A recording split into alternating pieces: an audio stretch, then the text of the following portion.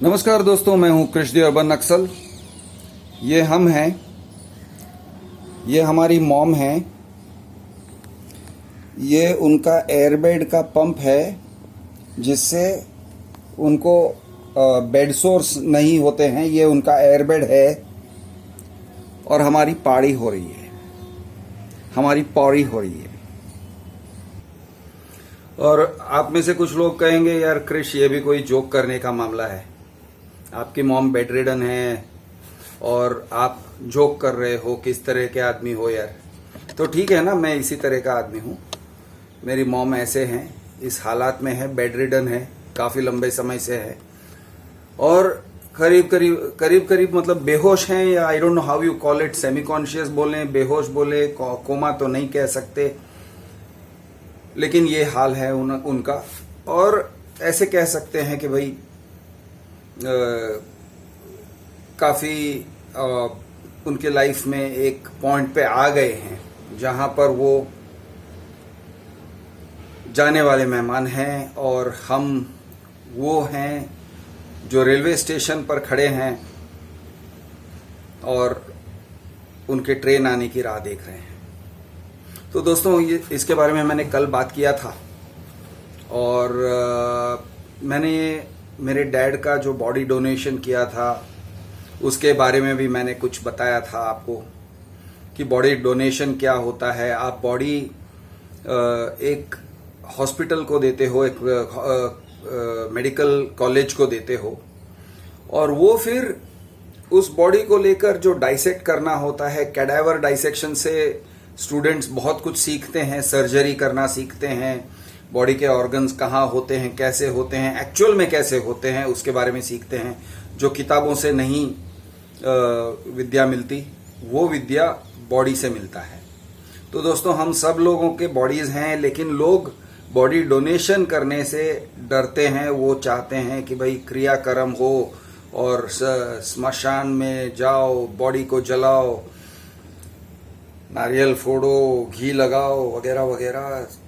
ये सब मैंने किया भी है कुछ लोग रिश्तेदारों के साथ। मैंने देखा है कि ये सब क्या होता है, एक बहुत बड़ा एक कम्युनिटी टाइप का एक्टिविटी हो जाता है और लोगों को लगता है कि ये कम्युनिटी एक्टिविटी अब ज़रूरी है।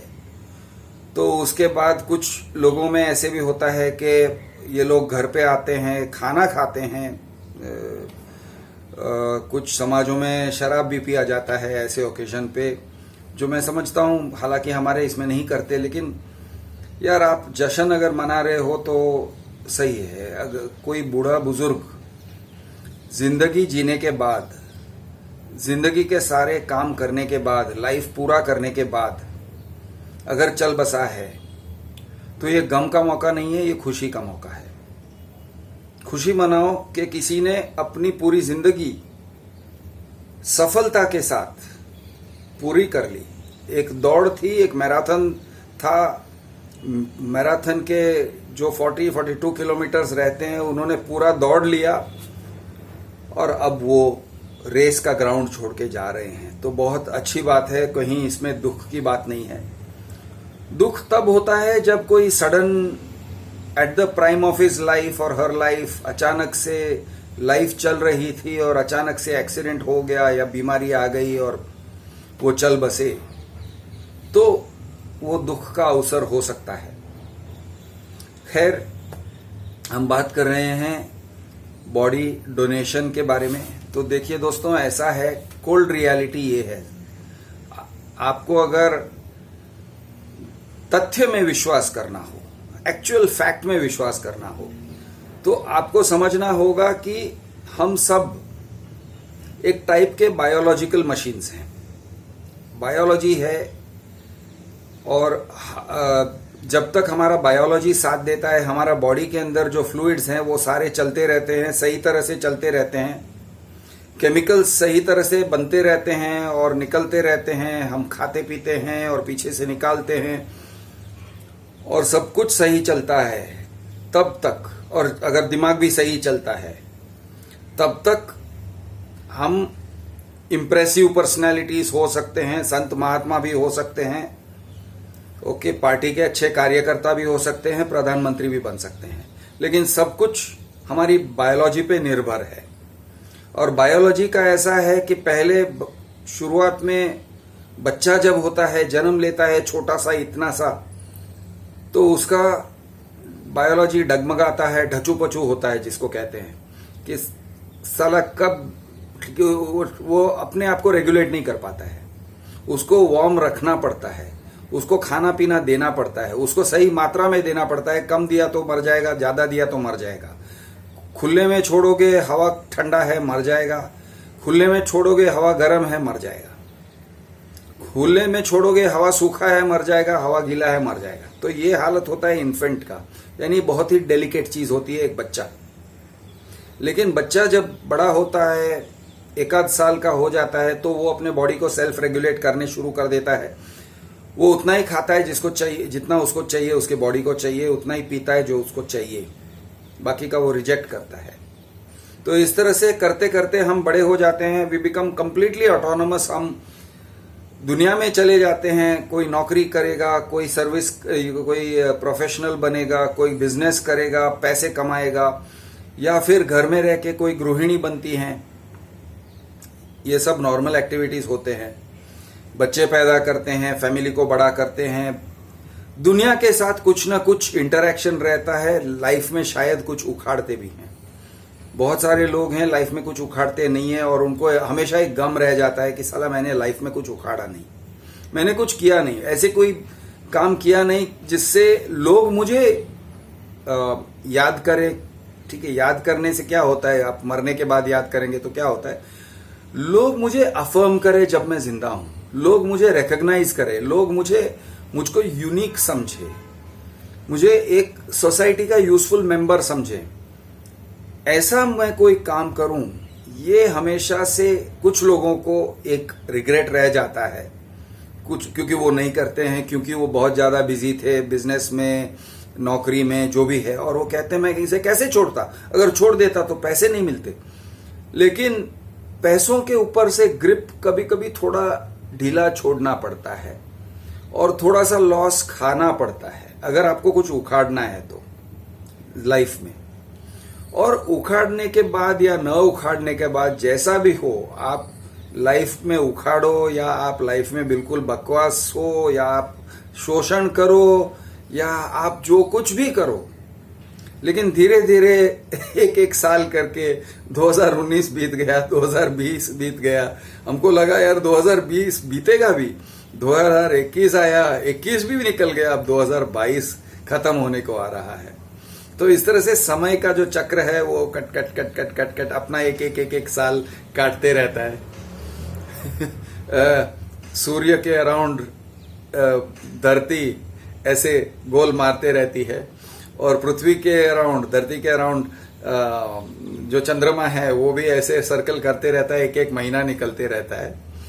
तो ऐसे करते करते एक एक दिन, एक एक हफ्ता, एक एक महीना, एक एक साल निकल जाते हैं, और हम बूढ़े होते हुए नजर आते हैं। हमारी दाढ़ी सफेद हो जाती है, हम टकले हो जाते हैं। ये सब संकेत हैं, ये सब बॉडी संकेत हैं कि बॉडी जो ऐसे दिख रहा है वो किसी दिन ऐसे हो जाने वाला है।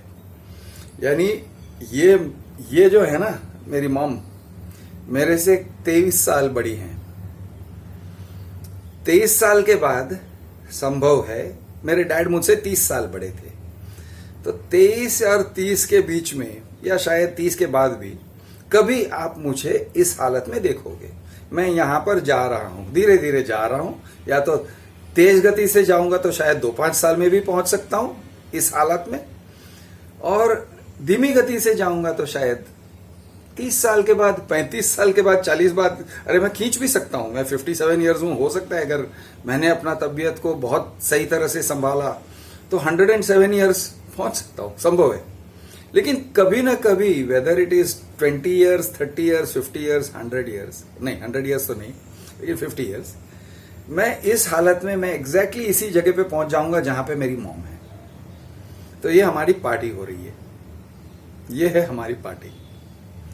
तो दोस्तों, जब पार्टी खत्म हो जाता है, मॉम उस जगह पर है जहां पे पार्टी खत्म होने को आया, जब हमारा पार्टी खत्म हो जाता है तो अब लोगों को बहुत सारे विचार हैं, मैं उनको वहम कहता हूं क्योंकि मैं इन चीजों में मानता नहीं हूं, लेकिन लोगों की बहुत सारी मान्यताएं हैं। वो कहते हैं आत्मा है, कोई कहता है स्वर्ग में जाएगा, नरक में जाएगा, कर्मों के मुताबिक ये रिसाइकल होगा कोई कुत्ता बनेगा, कोई बिल्ली बनेगा, कोई संत महात्मा बनेगा, कोई राजा महाराजा बनेगा, या पता नहीं नरेंद्र मोदी बनेगा, पता नहीं राहुल गांधी बनेगा। तो कोई कुछ बनेगा, कोई कुछ बनेगा वाला जो फंडा है, हम रिसाइकल होते हैं, हमारी आत्मा रिसाइकल होती है, बॉडी यहाँ धरती पे रिसाइकल हो जाएगी, एशेस बनेंगे, जला दोगे तो ये हो जाएगा, यानी भस्म हो जाएगा, दफना दोगे तो मिट्टी हो जाएगा,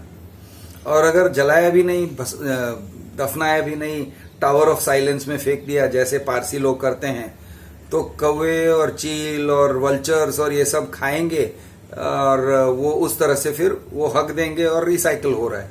तो बेसिकली जैसे भी करो वातावरण में रिसाइकल हो रहा है, जो मिट्टी है वो वापस मिट्टी बन जाएगी, जो हम हैं वो कबीरा कहते हैं ना कि क्या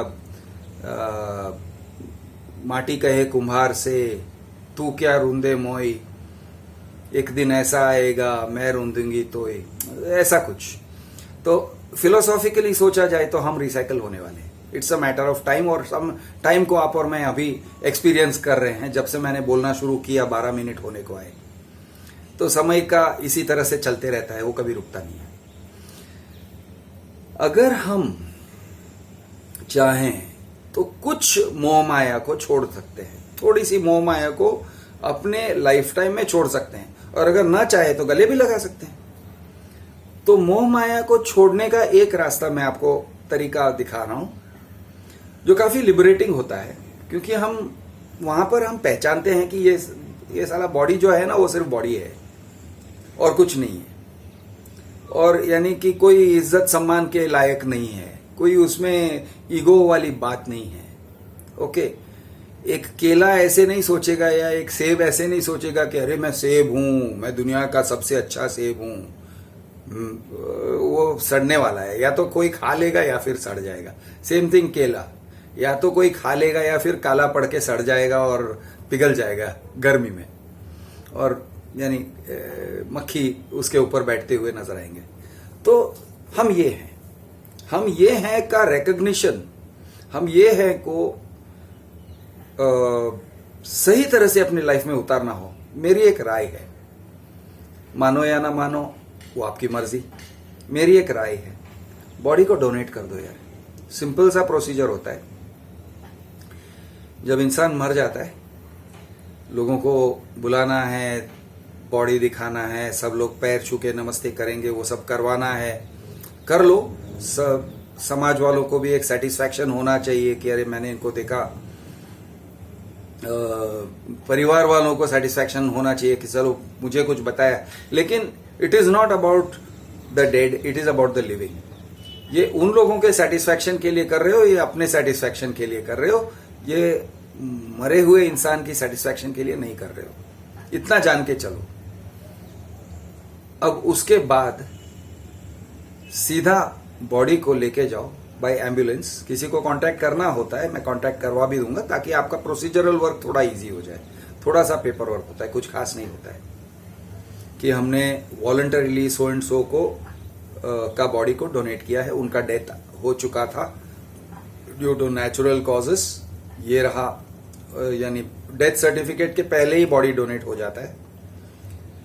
तो एम्बुलेंस से लेके जाना होता है, केईएम हॉस्पिटल में जाना होता है, कोई आपको वहां पर मिलेंगे। मॉर्ग से यानी बेसिकली स्टूडेंट्स और यही टाइप के लोग मिलेंगे, या शायद मॉर्ग टेक्नीशियंस मिलेंगे। और मॉर्ग मतलब मुर्दागृह। आपको एक जाने को मौका मिलेगा, यानी हर इंसान को नहीं मिलता है मॉर्ग में जाने का मौका, और वो भी एक बहुत ही अच्छा एक्सपीरियंस है, आपको लेना चाहिए, क्योंकि वो भी आपको अपनी मॉर्टेलिटी के बारे में एहसास दिलाता है, क्योंकि हम भूल जाया करते हैं कि हम कौन है क्या है।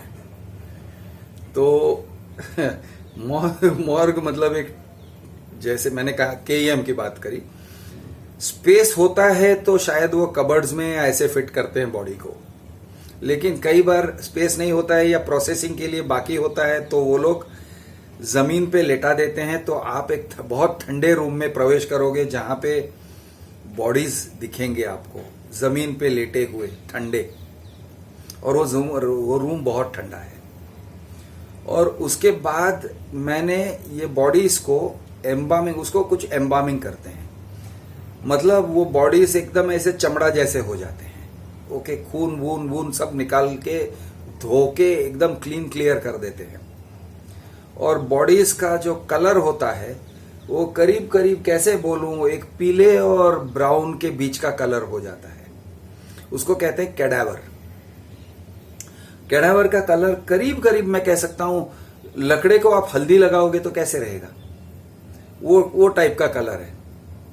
ओके, डार्क ब्राउन लकड़े को आप हल्दी लगा दो, हल्दी रगड़ दो और हल्दी फिर धो डालो और एक पीला सा रंग रह जाएगा, लेकिन ब्राउन है ओवरऑल। उसके अंदर थोड़ा ग्रे का भी मिक्सचर है। ये होता है शरीर का रंग। और आप ऐसे, आपका अगर नसीब सही चला, मैंने देखा है कैडावर्स को स्टील टेबल पे रखते हैं।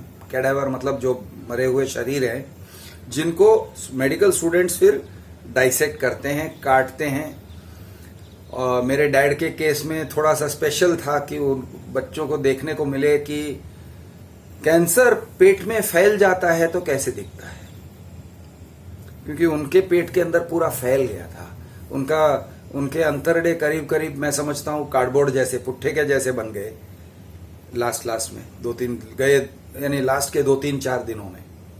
और गैस्ट्रोएंट्रोलॉजिस्ट मुझे फील करवाते कि देखो कितना हार्ड हो गया है, नहीं तो नॉर्मली किसी का पेट दबाते हैं तो दबता है, ऐसे सॉफ्ट रहता है। उनका सॉफ्ट नहीं, उनका पुट्ठे का बन गया था, हार्ड। तो थोड़ा स्पेशल होगा मेरा डैड का डेड बॉडी। और शायद मैंने जब से डोनेट किया, अगस्त 5 को मैंने 2017 में मैंने मेरे डैड को डोनेट किया, डैड के बॉडी को। मॉर्ग में शायद 1 आध साल रहता है, क्योंकि उसको एम्बामिंग करते, ये करते, वो करते, फिर वो उनके यानी बच्चों के, मेडिकल कॉलेज के बच्चों के शेड्यूल के हिसाब से, सिलेबस के हिसाब से मॉर्ग में से निकाल दिया जाएगा, लेके आया जाएगा और डाइसेक्ट किया जाएगा, काटा जाएगा। और काटा जाएगा मतलब यहां पर काट के देखेंगे कि ब्रेन कैसे होता है, ब्रेन के ऊपर कैसे, कितने लेयर्स, ये मेम्ब्रेन्स हैं, कुछ ऐसे भी मैंने ये देखे हैं, आप गूगल कर सकते हो यूट्यूब पर, कि सर को ऐसे काटते हैं तो पूरा ऐसे खोल देते हैं कि देखते हैं कि ये क्रॉस सेक्शन कैसा है, ऐसे भी काटते हैं, देखते हैं कि ऐसा क्रॉस सेक्शन करेंगे तो कैसा है। तो बॉडी का जो अलग अलग ऑर्गन्स हैं, दांत है, जबड़े हैं, मसल्स हैं, यहाँ के मसल्स है जो जबड़ों को चलाता है, ये सब देखने का मौका मिलता है। और एक थ्रोट काट के देखते हैं कि विंड पाइप कहाँ से शुरू होता है, और विंड पाइप यानी जहां से आप सांस की नली के बाजू में आपका फूड पाइप कैसे बैठा हुआ है। तो ये सब बहुत ही ऑर्डिनरी चीजें हैं, लेकिन हम उसको एक पर्सनालिटी में देखते हैं, ये इंसान है, ये कृष्णराज राव है। आप जिसको एक्सपीरियंस कर रहे हो ना, बाय द वे मैं आपको याद दिला दूं, आप कृष्णराज राव का एहसास नहीं ले रहे हो, आप एक कृष्णराज का एक प्रोजेक्शन को देख रहे हो, आप उसकी एक पर्सनालिटी को एक्सपीरियंस कर रहे हो। पर्सनालिटी, अब पर्सनालिटी क्या है? पर्सनालिटी एक इल्यूजन है, माया है। आपके दिमाग में ऐसा कुछ बैठ गया है, क्योंकि मैं बात करता हूं, आप मेरे वीडियोस देखते हो, तो आपके दिमाग में कुछ बैठ जाता है कि ये बंदा ऐसा है, ऐसा होगा।